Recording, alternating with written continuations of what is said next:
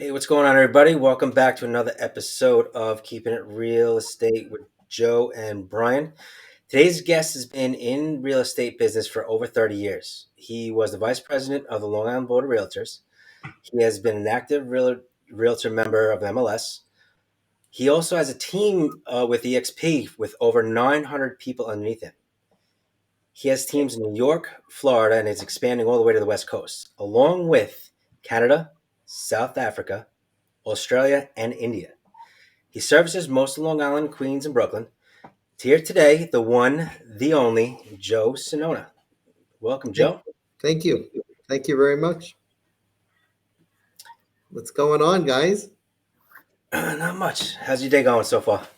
So far, it's been a lovely day. It's been a kind of a chill day. And I get more of these chill days sometimes because my business has become so flexible and so scaled out that today was a chill day. Very Nice. good. Very good. Why real estate? So like you were saying in the beginning, the intro was saying you're doing it over 30 years. What made you get into real estate? Tell me about like your past, where'd you start? Where'd your past? Real estate was an accident. Real estate was as a result of my mom went shopping with a real estate agent and who became my first broker. And she sold her home and said, "Why don't you get yourself a real estate license and just have it on your resume?" So that's exactly what I did in the summer of '89. I took my real estate class. I took my real estate test, passed it, and then I was I was still in college, about to graduate, and I was student teaching. Okay. And I walked into the New York City public school system, dreadingly having to go into a junior high class. And I was paired up with a teacher who I didn't like.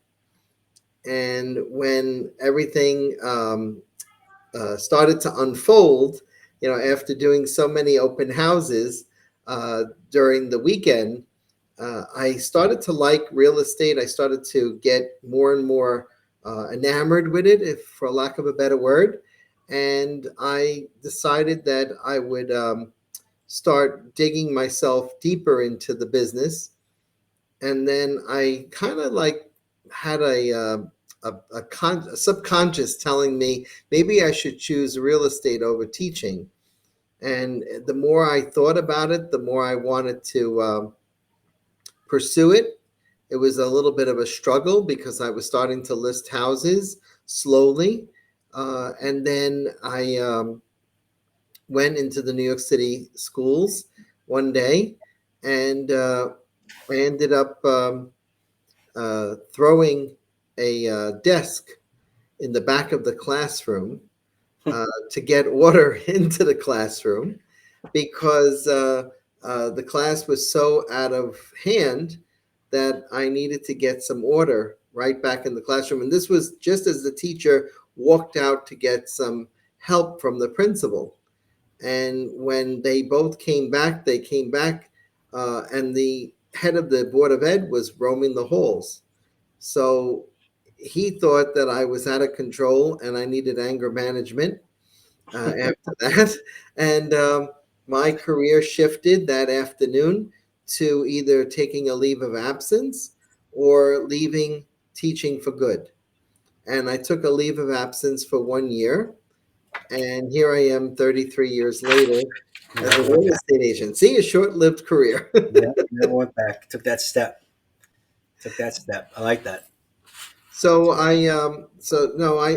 did choose real estate full time after that, and became more and more in love with the business. But it was a struggle. It was a struggle to get started. It was a struggle to realize that this was a business, and that I needed to get into a more deeper, more understandable understanding of the business itself.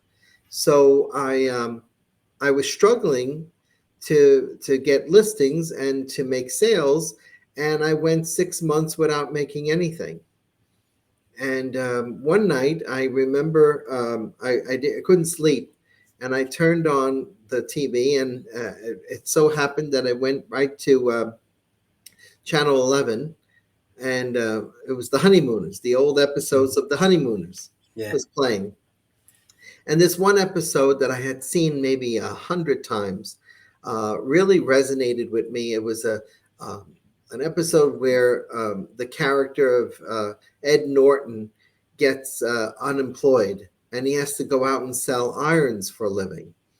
So he tells his wife, he only made one sale today and one alone, and he went door to door doing it, and his he didn't give up going door to door. He was just a very tenacious young man, but he ends up selling an iron to his mother. And she says to him, "Oh, you sold an iron to my mother?" And he says, "No, Trixie, today it's my mother, tomorrow it's your mother." And I laughed, thinking, wow, that must be a novel idea of going door to door, selling things. Maybe I should do the same thing. So that whole week, I took off from the office, of going into the office, because back then brick and mortars were is where you spent most of your day if you were a real estate agent. I went out in the field and I knocked on doors, and I did that for 3.5 weeks. And in that 3.5 week span, I got 14 listings. Wow. Just going door to door, establishing relationships. Wow. Do you think all that hardship that you had when you first started off, all that struggle that you had, now you looking back on it, was something that you kind of needed to be able to get to the position that you're at, or is it something that you just felt it just happens to everybody? The hardship was more about training. I got the best training possible from my brokers. But there comes a point where in brokerage where after a while, you just kind of need more training. So I guess in retrospect, what I should have done was continue learning from the masters above my brokers, the Mm. people that made it more successful. I almost quit. And my broker gave me, back then, she gave me tapes to get motivated. And I would listen to side one and side two of this tape. And Mm. Tom Hopkins, who's a motivational speaker, now retired, Yeah, he was my first mentor. And I started reading books like Act Like a Lamb, Sell Like a Lion, How to mm. Master the Art of Listing, How to Master the Art of Selling. And, it was something that we do today. We time block and we make sure that whatever we're doing, we're incorporating professional development into our work. And those methods still have not changed, and they will never change as long as there's a salesman peddling his wares up and down the street. You Yeah. have to stay motivated in this business. And for 6 months, it took me 6 months before I got my first sale, Yeah. 6 months before everything started to come together, and I realized this was my business. It was a very hard climb, but remember, we didn't have internet. We Yeah. didn't There's have no a way to thing go. called social media. We Yeah. didn't have marketing. In fact, I went a step further by going door to door. I was watching my nephew at the time coloring a picture of Captain America, and I said, you know what?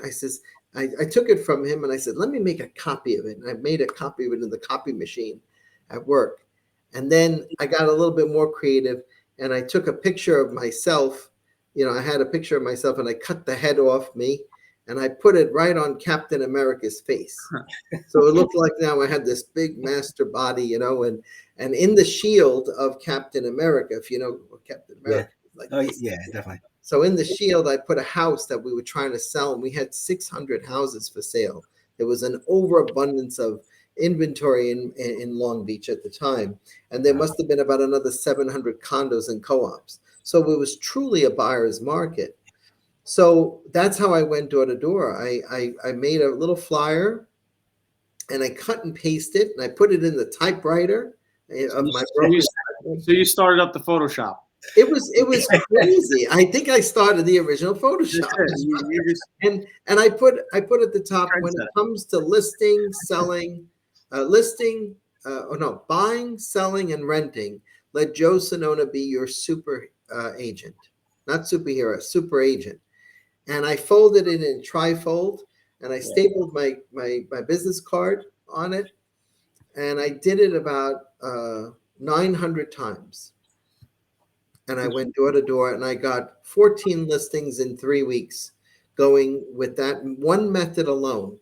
And that taught me not to be a listing agent, but taught me how to get listings. Mhm. So to go back, I know you're saying it took you 6 months to get that first deal. Do you feel like once that happened for you, do you feel like it all just everything fell into place? Like you just got more deals right away?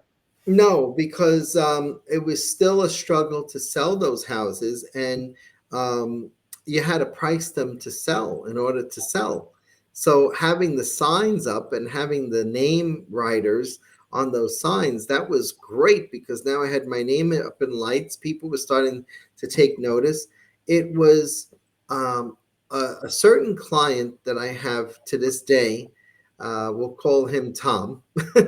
He walked into the office, and he was dressed in suspenders and well, no, like suspenders, and he had paint over here, and he had a hat, and he was bushy hair, 5 o'clock shadow, and nobody wanted to work with him. They said, Joe, you're next. You could have him, because there was a thing called uptime or floor time, and people walked into the office, and it was on a rotational basis. Whoever walked in next, the next person would get it.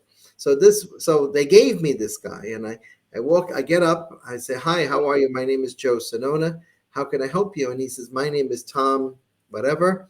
Mhm. And he goes, and I want to sell all 5 of my 2-family houses. So I was like, nervous at this point. My stomach is going into high gear, and I didn't know what to do. As much I just listed 14 houses. So what do you do when somebody comes and gives you a listing? Yeah. Right. So unprepared as I was, I turned to my broker and I said, why don't you meet my broker? Let's sit down and talk about it. And I learned how to list houses. I learned the art of listing and caring for listings through this man and his wife, who I ended up selling. It took me about 3.5 years to sell the 5th one. But we were listing and selling it, listing and taking it off the market, putting it back on the market. And it was a 5-year relationship of cultivating relationships, tenants, meeting those people, managing those listings. And it was that's where I got really my calling, and that was to list houses. And I said, if I'm going to be the listing king that I proclaim to be, I better start, knowing what to do. And that's why I picked up Tom Hopkins's material on how to list, how to master the art of listing. And I started to read more and more of that. And there's a management to listing houses that you do. And it was great, because it taught me that anybody can do this, but with some skill and some reasonable care, because I incorporated the fiduciary duties of our business into that, and I put reasonable care into my work. Now, from this, how long you've been at real real estate realty? This year, Been there. April will mark my 3rd year. What made you go over there from the other businesses you were at? Well, everything that I did from that first broker to EXP has always been either a leap of faith or pushing being pushed into, like, remember, I started by saying I was pushed into this business. Yeah. And after my first broker, I got an offer to be a public relations assistant, public relations for Channel 5. And I left real estate for 3 months, which people don't know I did this. They think that I continued on with my real estate business, but I So you left left for the three Channel months. 5? No, I didn't get the job because the person who got me the interview, he got transferred to MTV Networks. And when I went down there, he was already gone. And I ended up with some schmuck that says to me, I don't think real estate is public relations. Do you? And I said, what have I been working with for the last 5 years? A Right. bunch of mannequins. So in my fifth year, I burnt out. And I walked up Fifth Avenue, and I'll never forget it as long as I live. I felt like the world had crashed because I told the first broker I wanted to work in his and her. There was two people, his and her brokerage, for as a part timer, and he said, "No, we're not taking on any more part timers." And my whole world crashed because I said, "Who do I go to work with now?" Yeah. So the competition called me up about 3 weeks later, and in that 3 week span, I had gotten a job at Fortune Offs as a PR guy, Wow. and the manager there turned it into a sales job because she was looking to replace a man who had been there for 30 years. And I had not known that the public relations position was just a front Yeah, just want to to get you turn in. it into a sale. Wow. So here I am on the third floor, and she says, "Let's try you up here and see if you could sell some furniture." And I ended up selling $150,000 worth of furniture in 1 week. And So they like said, then now it's "Oh, back. Now you're going back to sales. So it's like yeah." it's wrong. Well, why did I sell $150,000 worth of furniture? Was because I would ask the people that would come into the store, "What kind of a house do you have?" And knowing the styles of my houses was, I knew the dining room set wouldn't fit there. I knew the living room set wouldn't fit there. Smart, And smart. it was just weird because Albert, who was the top salesperson, he looked like he was going to cry when I made that sale. And he said to me, "You're here to replace me." And I go, "No, no, no, Albert, I'm not here to replace you." This was by Christmas time. I said, "I'm going to give you the best Christmas gift going." I said, "I'm leaving the store and you're keeping your job." And my old manager, Nella, her name was Nella. And I said, "Nella, I am not doing this to Albert. This is your top salesperson. I am not going to stay with Fortunoffs." And she says, "I understand." I said, "I'll take my pay and I'll leave." And when I got home, I got a job offer from real estate from the competition of my first broker. Mm-hmm. And she said, "Why don't you manage my office?" And I said, "What are you looking for?" And she said, "I want to be number one realtor in this town." I said, "When?" And she says, "Yesterday. So that's why I'm taking you on." And January 1st began my second office. And then after I left her, and I was trying to expand her company, I'm Right. always looking to try to take the business to another level. And Mhm. I realized that with that second broker that she wasn't planning on growing. And I went in there one day in the conference room and I said, "Why don't we take this to another level? Let's go higher, bigger. We're the number one office." In 7 months, I made her the number one office. And it was a franchise. It was the first time I ever managed a franchise. And she says to me, she opens the door to the conference room. I'll never forget it. And she says, "Hey, everybody, Joe is going to start his own business today." And I went, "I am?" Because all I wanted to do was for her to grow. And Mhm. she twisted the whole thing around. She goes, "Yeah, he's going to start his own business. He's going to open up his own brokerage because that's what he was meant to be." And she looked at me like this, and I went, "I am?" And there it That's started a what I was whole, trying to get at. and I was like, "You're getting rid of me." I realized. So I got a box and I put all my stuff in, and here I was walking down Fifth Avenue, that feeling all over again. And I got into the car and I was driving around. I didn't know what to do, but I was already a broker. I had turned my salesman and I became a broker in that short span of 6 years. Mhm. And I went down the street and I ended up visiting a lawyer on the strip right here in Long Beach. Right. I said, "Can I take the front of your store that's empty?" And he was in the back of the store, so he kept the front empty. He says, sure, you could do anything you want. He says, you're going to give me some business? I said, yeah, I'll give you some business. So I started Joe Sinnona Realty in September 1997. Hmm. And now you're now the broker and Now everything. I became the broker. Now I'm the big cheese. And What and did you what did you see as like the difference? Now you're going from salesperson to being a broker, right? well, remember, I was forced into it again. So Yeah, now now I you're didn't know literally what to jumped expect. right into the pool. So now you're trying to figure it out. So like now that you're a broker now, they're like the fees. Are there fees that now come with the brokerage? Is it, depending on how Well, many like yeah, agents you have? yeah, there was fees that came in, and I ended up you know, paying for everything. I took a loan out.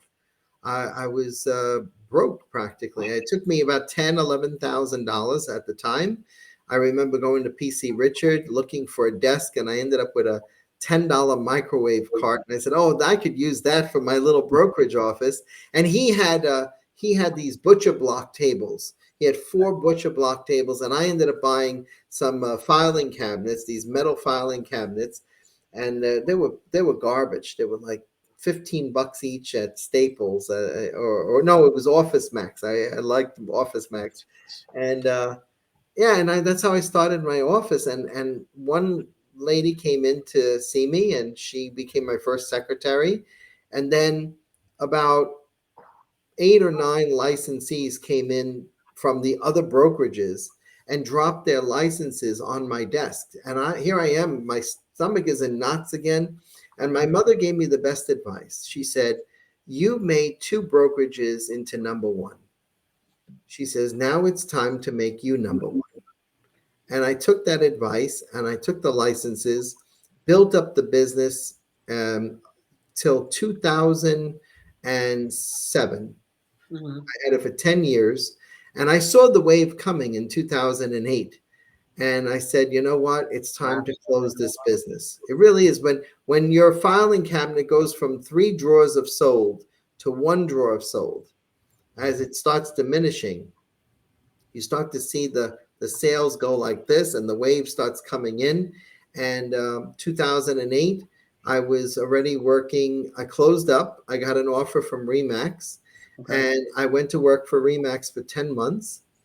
And my wife and I, my then fiance and I, got married. We come back from our honeymoon, and the phone's not working in my office. And I go, "What's going on with the phone?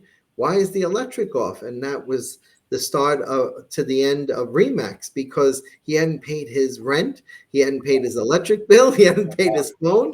And I said, what's going on with that? And from there, I called up another boutique brokerage right here on the strip that I already had a good rapport with. Mm-hmm. And I said, "Is there room there for me if I come there with my team?" And the broker there, a good friend of mine, even to this day, she said, "Yes, there is." And her and her mother welcomed me with open arms. 10 years later, I left that brokerage because I wanted something more dynamic, much more advanced, and high scaled in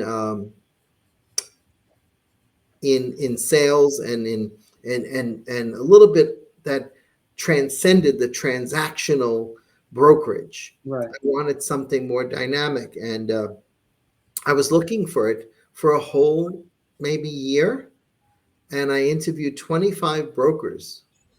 And I'm a speaker at this point in my career, and I'm going around speaking. And I wanted to speak at the National Association for Hispanic Real Estate Professionals, otherwise known as NARA.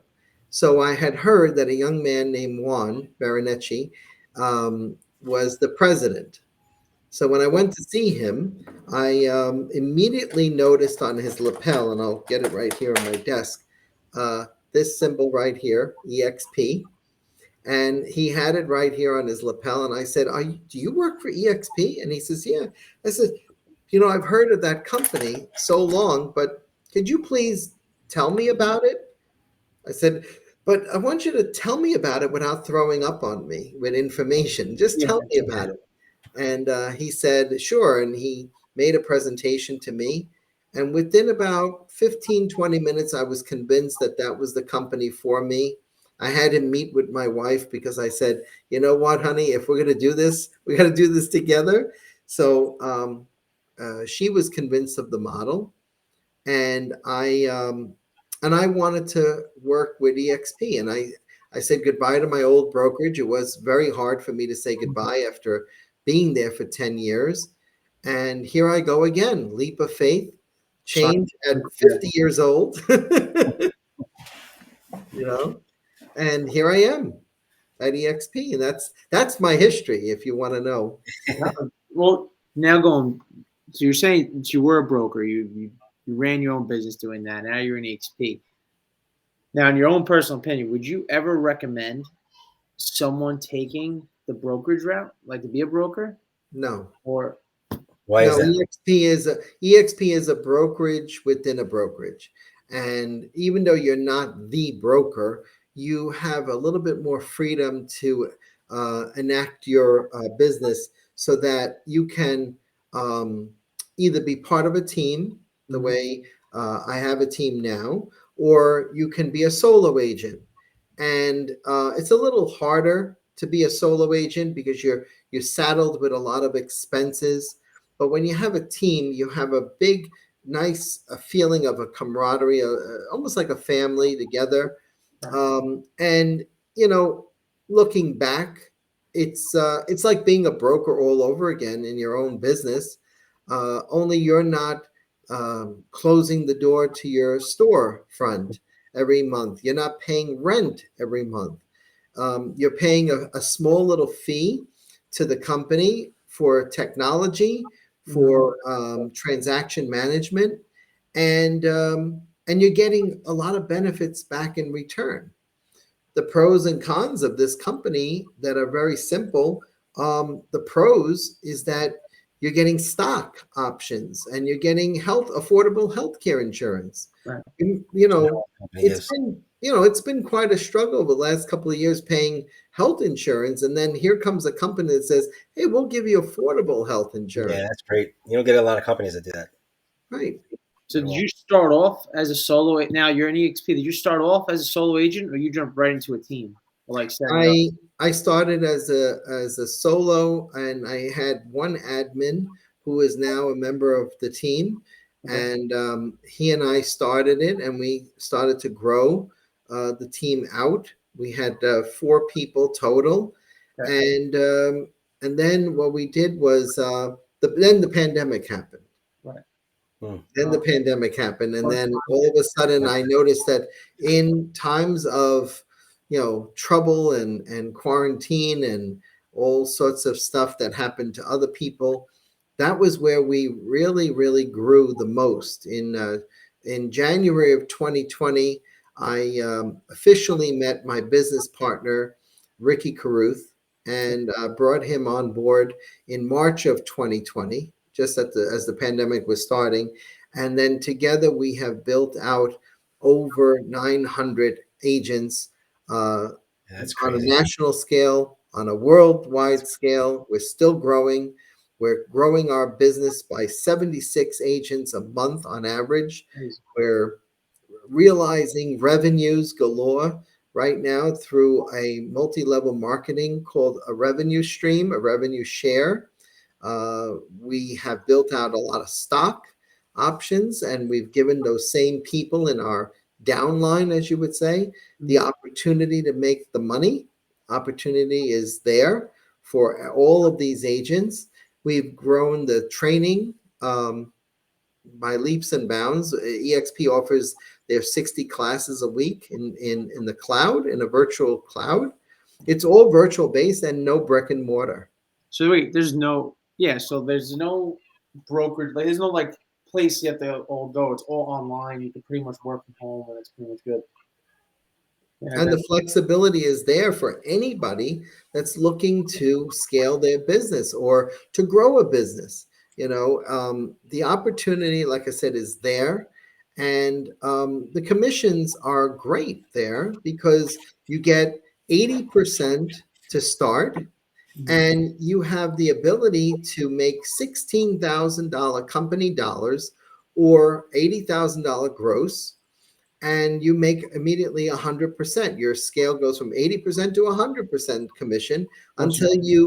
until your anniversary date.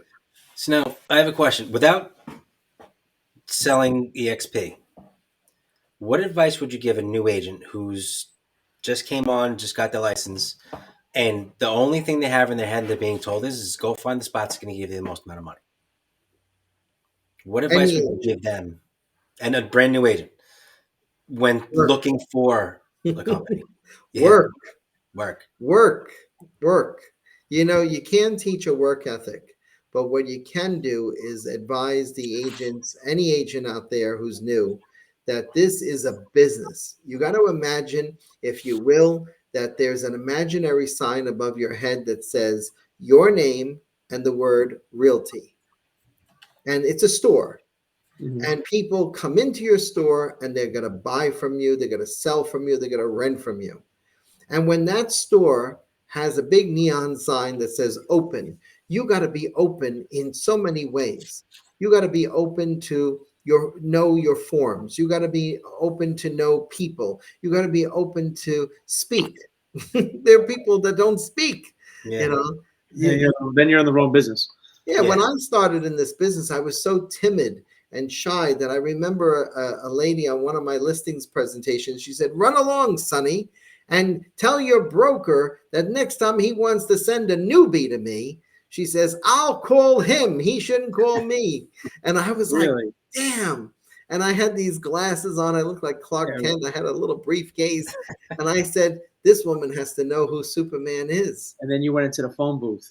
And then I went into the phone booth, and 6 months later, I went back to that lady and I said, "Do you remember me?" And I had no glasses, no briefcase. And she said, "Who are you?" I said, "Oh, I'm the boy that came here to see you 6 months ago," because she called me the boy. I hope you handed her the Captain America. Well, Yeah, I said to myself, couple crayons.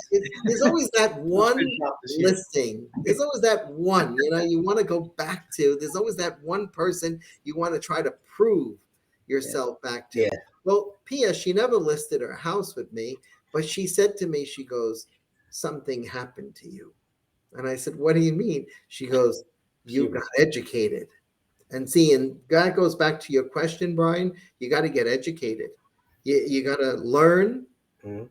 You got to do the work, and you got to be educated. There's a foundation here of education that a lot of brokers are not teaching today. They're tired. They're worn out. They've had enough. It's a cyclical, sick repetition that goes on year after year. Brokers, new agents come in, and there's nobody to train them.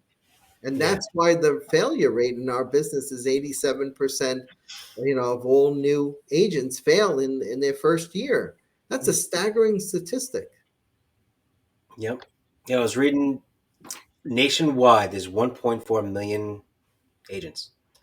87% fail within the first five. But what a lot of people don't understand, which I'm surprised doesn't isn't out more. On Redfin, they had the average. I think it was 2019. The average salary for real estate agents. And then tell me if I'm wrong. Tell me if you see this a lot. Also, the newer agents that come in feel I'm just going to walk right in, and listings are just going to fall in my lap. And what a lot of them don't understand is agents 2 years and less, averaging about $9,000 a year, Mhm. up to 16 years is only about $47,000. Then you Right. have like the better ones like you that are making a lot more than that.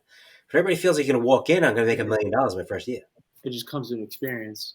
They have to learn that, like me, it took me 6 months of failure, 6 months of up and down, 6 months of hard work and grind to build the business. And then after I felt I had built this business, I still had more miles to go. So to stay humble in the business is a must. And never think that your first commissions check is the check that's going Yeah. to make you, that this you've arrived. Yeah. Mhm. It's when you make that commissions check and you know what to do with it and how to budget your monies and stretch that one commission check to the next commissions check. Yeah. you know I always tell people in my classrooms, because I'm a real estate instructor as well in New York. And imagine I went from teaching in the New York City public school system to now teaching real estate for the last 20 years. And I've always told my students that you have to line up at least one closing after another and at least one listing after another so that they go hand in hand and they flow nicely. I've not taken a paycheck in other than my teaching. I haven't taken a paycheck in this business in 33 years, and not too many people can say that. Right, 'cause I you don't said clock in. I don't, there's no timer. I don't work 9 to 5. and you're I not work from just sun to moon. based out of New York, right? Like you're trying to expand pretty much countrywide, Yeah. right? In the next year or two, we will be going to major cities Okay. and recruiting a lot of agents in those cities and making team leaders out of them and building our own brand. Come March of this year, we'll have our own brand in the team. We're rebranding. It's no longer going to be the Joe Sinnona team. It might be something else. It definitely will be something else, How do but you feel then about that that? brand will go nationwide. What'd you say? Saying, how do you feel about that?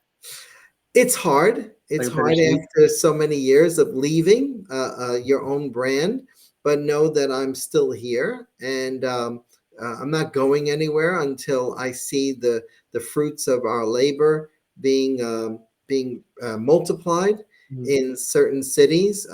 We have a team in Florida already, and they're excited about the change.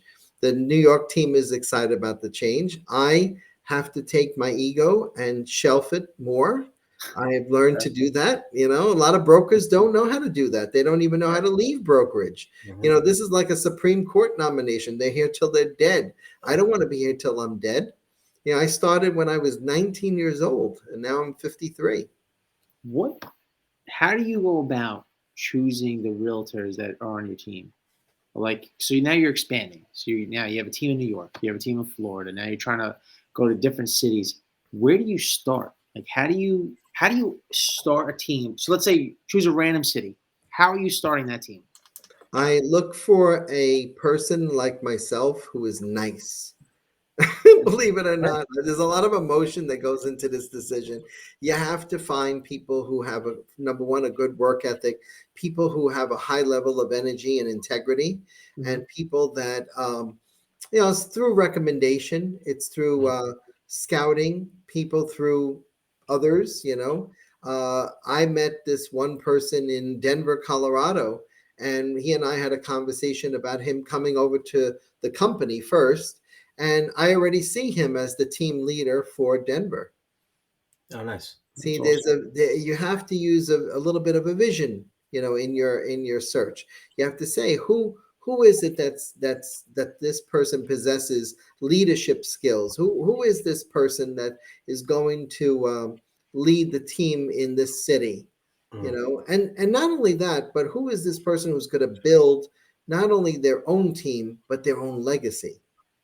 Yeah. You know, and I think that's what we forget in this business is how to build our own legacy and pass that tradition of this whole thing I described to you. Who's going to keep passing this on to the next generation? For old timers like me in the business, it's time to let go a little bit and pass on the knowledge to another set of realtors rather than hold the knowledge and watch the failure rate expand. I'm looking to reduce the failure rate, like my business partner, Ricky Caruth, is. And we both share the same philosophy. And maybe that's the key, is to have somebody who shares the same philosophies as you to be Yeah. the team leaders. That's awesome. Absolutely. So like you're pretty much so now you're doing that. You're also doing seminars. You're doing. I've heard the Sonona Speaks. It's really good. You do it every Sunday, right? Sonona Speaks on Sundays. It's a new little program I test cased. It's starting to grow, Okay. and we do Sonona Speaks with the listing pros in real estate as coffee talk. And that became a good podcast for top listing agents. Again, teaching other agents to be top listers, so that this whole philosophy is growing and growing and growing. And I'm planting seeds with these agents out there so that they see that you got to pass the knowledge on. You got to tell people about your secret sauce. And then on Sinnona Speaks Sundays, we get a little bit more in depth. I'm trying to take a page from one of my other mentors in real estate, Les Brown, and he believes in giving back to community.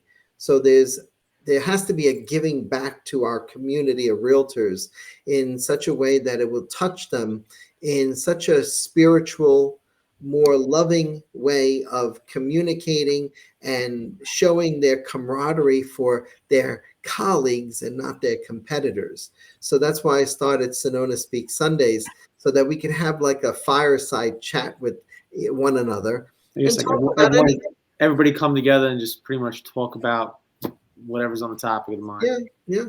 And I have masterminds on Wednesdays with my EXP family, and I have role plays with my immediate team. And I have to tell you that after 33 years, gentlemen, I'm still having fun. And that's what That's matters all to me, about. is having fun. All What about. is so also now? I feel like one of the main things is so your family. How do you juggle family life and your business? Because you're a busy guy. You have teams in Florida, teams in New York. You're trying to spread out through the country, but now you're also doing seminars. You do this in Honor Speaks. How do you find time? Like, what do I you have do? a patient wife. She knew what she was getting into when she married me. But I Lovely. have a very patient wife. I have two loving girls who understand that in order to have good things, daddy has to, go out and do things and sell and talk. And it's a juggle between and a balance between those two. I recently interviewed Ryan Serhan, and he told me I don't know how to. I said the same question to Ryan Zara, and he says, I don't. He says, there's no, but I believe I can, because I have a loving wife who understands and super duper patient. If I had to do her job, I might as well, throw in the towel now, because no father can do a job of a mother, and no mother could do the job of a father, right? And we're all three of us on the show fathers, and we know what we're talking about. It's a very hard thing to juggle, but I think I come from a philosophy that if you give a busy person something else to do, they'll get it done. And there's no other way you could, do that job, is just to just do it. Do that one thing and just do it. And it's been ingrained in me, seeing 33 years in this business, to work hard. I'll never forget when I was an owner, I used to keep a desk lamp, right, lit up until 10 o'clock at night. And I was in the office. I was the only one left there, because I had to make sure that everything was done right. Everything was prepared right for the next day. I still do that today. I still think about, I have my checklist and I write down what I have to do. And that helps me balance this little career of real estate, because at 33 years now, you got to know what you're doing. There's no mishaps, there's no failure here. You know, you can't set yourself up for failure. So I set myself up for winning. And if I have to win in business, then I have to win in fatherhood, and I have to win in being a husband. I have to win, like Rocky's wife, Adrian, when that was the first thing she said in Rocky 3. What was it, Rocky 2? She says, there's something I want you to do for me. And he leans in and she goes, win, just win. And see, and then the alarm went off in his head, and he started to train, and he started to become Rocky. Well, think about it. How many of us get up in the morning and don't hear that word win? A lot. So I want you to hear the word win, guys, when you're waking up, when you're doing things, when you're trying to balance your career and your family life. It's all about winning. Just starts like a positive outlook and just keep going forward. Yep. I like it. I like it. Joe, just so that everybody knows, just tell everybody where they could find each one of your podcasts, on what platform, and then what times and everything else to look for. Sure. We just switched over to a live uh, podcast of Coffee Talk. So that's on Facebook because it has the platform that I wanted. So you'll find a weekly or now it's like bi-weekly guest. It's very hard to get people on that show, especially when they hate the way they look and they sound. Um, What you'll time is that usually on? Usually during the day, and then what I do is I share it to Sinnona Speak seminars, and then I download it to YouTube. So I have my own YouTube channel, What channel is that? Sinnona Speaks seminars, and all the podcasts are there for those of you who are interested in listening to those. And then I advertise it also on Instagram at Sinnona Speaks seminars. That the Sunday night Sinnona Speaks Sundays, and all of the anything I do is on Instagram, Facebook, YouTube. Yeah, we'll make sure to put those in the link. This Yeah. way, if anyone else wants to reach out And and try to get into it, they if can. there's an agent that's listening that wants to get in contact with you, that's possibly wants to come over to EXP, how would they get in contact with you to do that? They can either call me or email me. I have my just Google me. It's right there. You know, anyone who's looking to get into the real estate business, period. I also teach real estate. It's out there. Just Google me, and you'll see that I can have an honest and fair conversation. But be prepared. I'm gonna put your feet to the fire, and I'm gonna ask you some questions that will make you think not only of what you want to do in the present, but create a 5-year business plan for yourself. Because if I don't see that you have a vision for the future, then we don't have a conversation. You can go somewhere else. This is not a dream. This is not a game. This is the real. This is the real deal right here, and we're going to make sure that we create for you, with you, a successful platform that scales out your business and shows you how to make a 6-figure income. That's awesome. Perfect. Joe, thank you so much for coming on the show. It's been an absolute pleasure. As everybody knows, we are part of the Joe Sinnona team, Yeah. and we wanted Joe on here because he knows exactly what the hell he's doing. From the start, when we started talking, this is a podcast a little outside the box, and you guys know that's not a normal podcast where we're here to fluff or make it sound good and make it sound bad or give you the whole everything's flowers and cash falling down from the sky and everything else like that. It's a tough business. And the only person we knew that would actually tell you how it really is and straightforward is Joe, because that's what he told us when we came on. Yep. So we knew right from the back, there's no messing around, there's no screwing around. If you come here to do business, you come here to do business. And you get the ugly truth with it. So You got to work hard, everyone. You got to work hard. There's no shortcuts to this business. And as my fellow teammates know, I sound and act like a strict dad sometimes, a strict team leader, but it's necessary. As Les Brown says, it's necessary and nothing is impossible. So keep it Absolutely. real always, guys. And I'm very proud of you and your broadcast. This is really going to show people that there are no shortcuts to this business. Thank you very much. Thanks, Joe. Really appreciate it. I'm going to put everything on the description underneath. I'm going to get all your info. We're going to put all the podcasts, how to get in contact with you if anybody wants to contact you, right in the bottom. If you're listening to this on Apple or any other podcast, do us a favor. Just leave a review on the bottom, because what it allows us to do is that it allows us to see exactly what we need to do with the podcast and add on. But it also allows us, instead of having to get sponsors, and keep us on the podcast. So please put a review on the bottom, whether or not it's like, I like it or I don't like it, whatever it is, doesn't matter. Put something on the bottom for us so that it stays on Apple and it stays on iHeart, wherever you're listening to. Yep. Joe, pleasure always. Thank you so much, gentlemen. If anyone has any questions or anything like that, again, also throw in the comments and we'll try to make sure we answer every single one of them. Yes. And hit the subscribe button and the bell so that you keep on seeing these beautiful faces. Everybody have a good night. You good, guys. Have a Good good one. night, gentlemen. Take care.